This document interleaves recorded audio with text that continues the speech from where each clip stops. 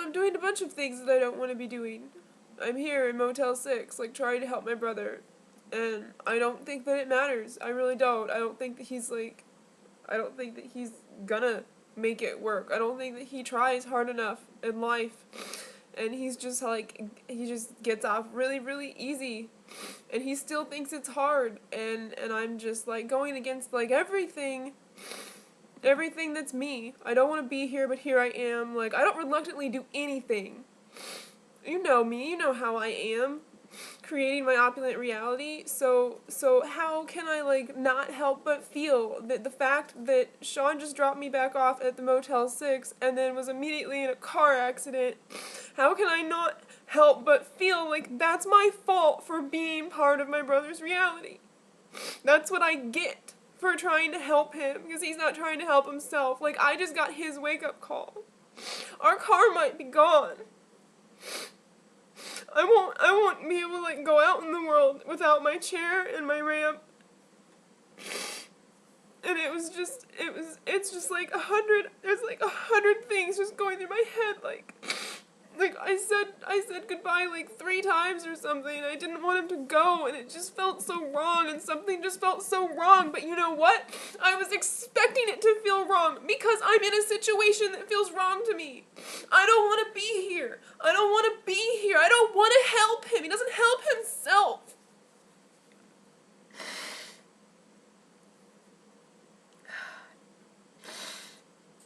I'm not doing it lovingly. I'm doing it begrudgingly. I mean, I'm doing it. Nobody deserves a shitty life.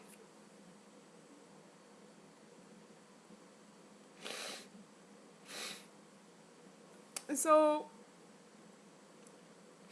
Sean was turning left, and a van, because what trumps a hearse? A van trumps a hearse.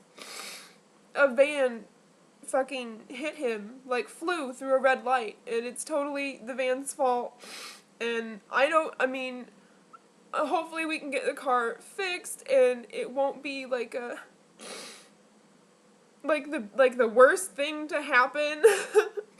Because this thing helping my brother was supposed to be like really temporary, but now it's just like put a big old like really permanent feeling stamp of shit on my life. And I don't like it.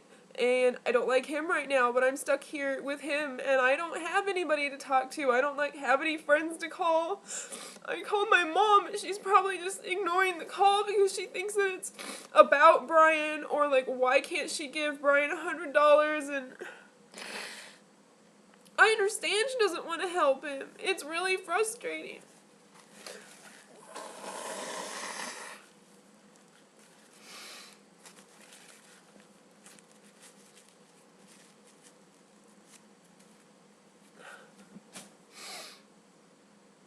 So there's something that our family, that our bloodline, that we do really well is create reality. And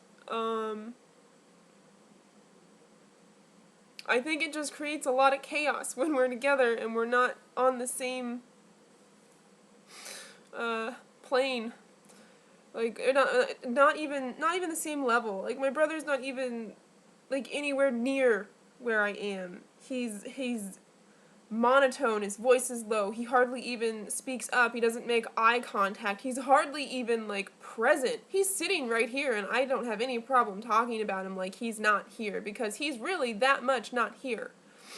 And it's like, I understand, I really, really do understand that there are hardships and that there's shit going on in your mind that you don't know how to deal with or understand or interpret or reconcile, and I really do understand that, because I've had some really crazy shit going on in my mind in my life, and like in this week I've had a lot of really crazy shit going on. But, you know, he doesn't want my help. He doesn't want my help. And that's just, like, becoming more and more obvious. Like, he wants all the money and the free rides that you can hand him, but he doesn't actually, like, he doesn't actually want to try. Like, I never feel like I'm getting anywhere. We can have a good conversation, but, you know, like, he chooses what reality he's gonna be part of, and he's the level that he stays on most of the time. It doesn't remember those good conversations. It doesn't remember being aware of anything, and I feel like shit. I feel like shit. Everything felt wrong. Everything felt wrong, but everything feels wrong because I'm doing this and I don't want to be doing this because he doesn't deserve it. And it's like as a loving person, how could I think that? How could I feel that way about my own brother?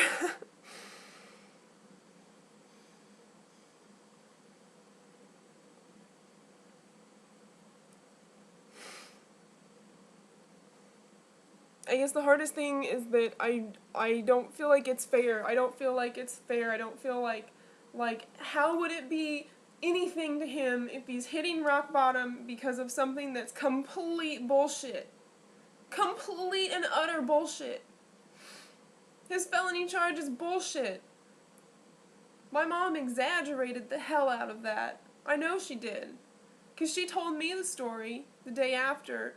And then when I heard the story from my brother after he was out of jail 2 weeks after, and then I was like, Brian said you were sitting in the white chair, not even in the kitchen with him and the knife he was cutting the pizza with. And she was like, oh yeah, that's right. And he was like, Brian said that you weren't even arguing, you weren't even swearing at each other, and it wasn't a heated argument at all. And she's like, oh no, it wasn't. But when she told it to me, he was right in her face. She was right there, and she felt that her life was in danger. And she should feel her life is in danger.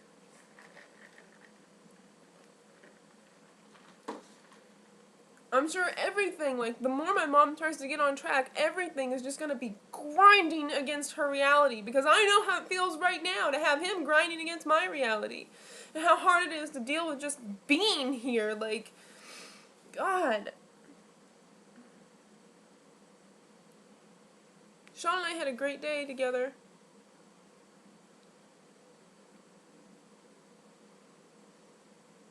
I should have said drive safe. I always say drive safe. Who of you have ever left my house and I haven't said drive safe to you? I do. I say it. Because I'm really good at creating reality. Good or bad. And he is too. And my mom is too. And my dad is too.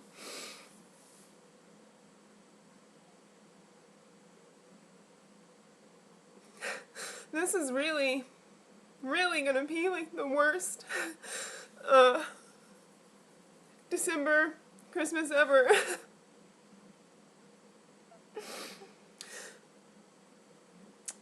We're 2 days from the anniversary of me getting my diagnostic lab and being told I had endo and cancer. This trumps that big time. So I just want to talk to somebody and I don't have anyone to talk to, so I just made a video. I don't know what else to do.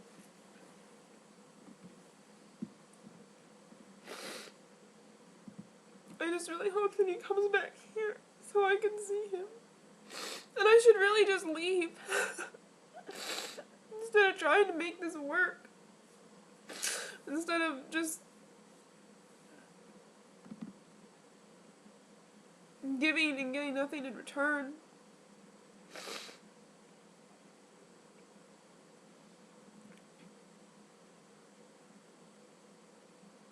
We're so fucked. We are so fucked. We are so fucked.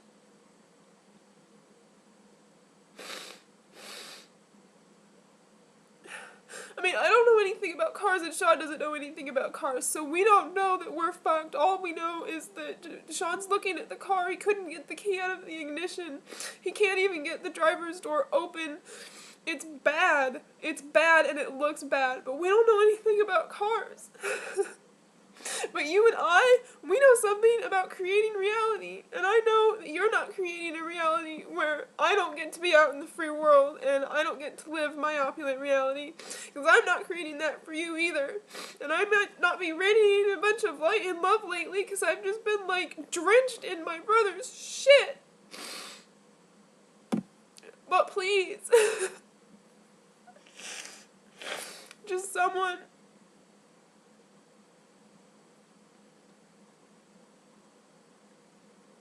just believe that it's not as bad as I feel like it is. Please tell me to forgive myself for not saying drive safe and for not listening to my intuition. It's just everything was against me. Everything was against me anyway. Every moment I'm here, it's just like nails on a chalkboard. I don't belong here. I don't exist where he is. I don't exist where he is. And I have. I've done that. I've played that game. God, I fucking played that game to death. The only difference between him and I is that I had an exit strategy and he doesn't. He just doesn't. Which is good, because I guess I'm not getting phone calls about my brother killing himself, but...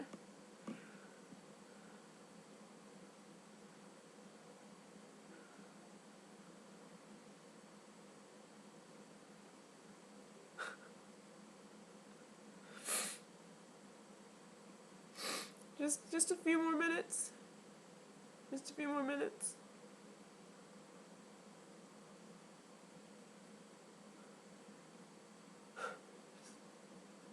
Just a few more minutes.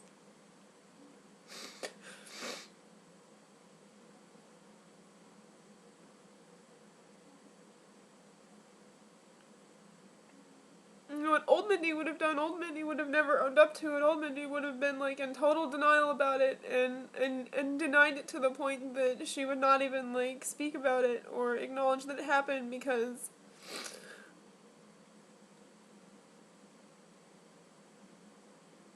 I would have been so sure that if I could convince myself that it didn't happen, that it didn't happen, and that everything would be okay. So maybe, I don't know.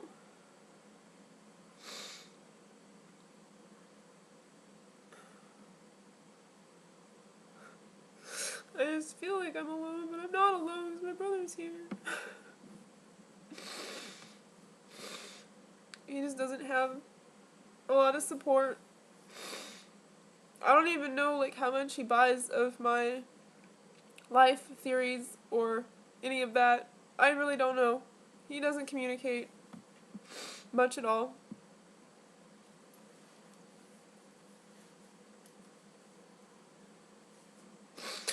Alright, well, life goes on, and thank God Sean wasn't hurt badly.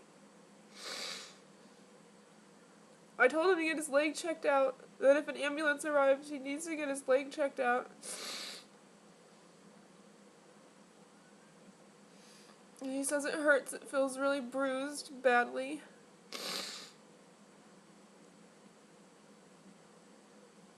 My motorized wheelchair seems to be safe. The coffin stoppers, the front coffin stopper was bent in half, and the ramp went through the front seat, but not to Sean. So I'm trying to find the silver lining. And it's there, it's right there. He could have been seriously injured. I could have lost everything right there.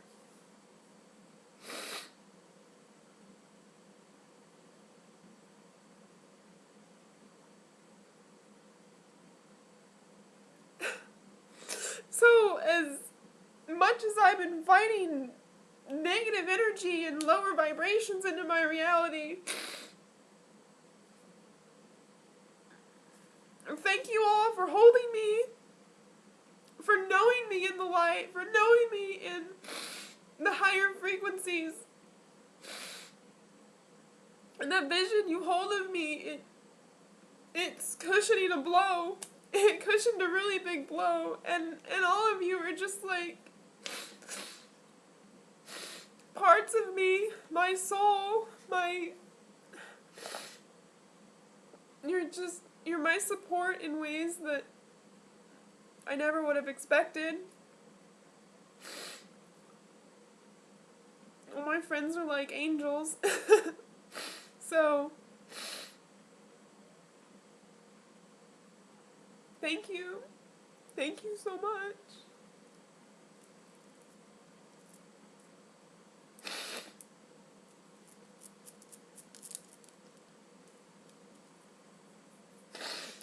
I don't deserve this. I don't deserve this at all. But it could have been worse, right? Life is a comparative experience, if nothing else, and it could have been worse. It could have been a lot worse, and I've certainly, like, entertained ideas, like, what if Sean died and I'm just, like, left with the choice to off myself or live without him? I would live without him, which is crazy. Because I used to be ready to off myself at the drop of a hat.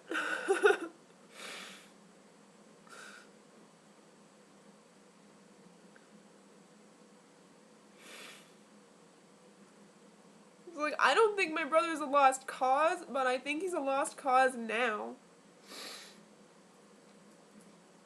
I think something else needs to happen.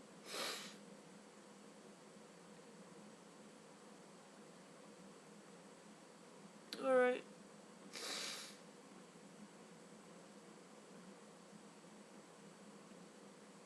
Well, everybody, don't worry, everything's fine. It's just a car, and we can get another car. And it's just a shitty December. Just another shitty December. But I'm okay, and Sean's okay, and that's what's most important.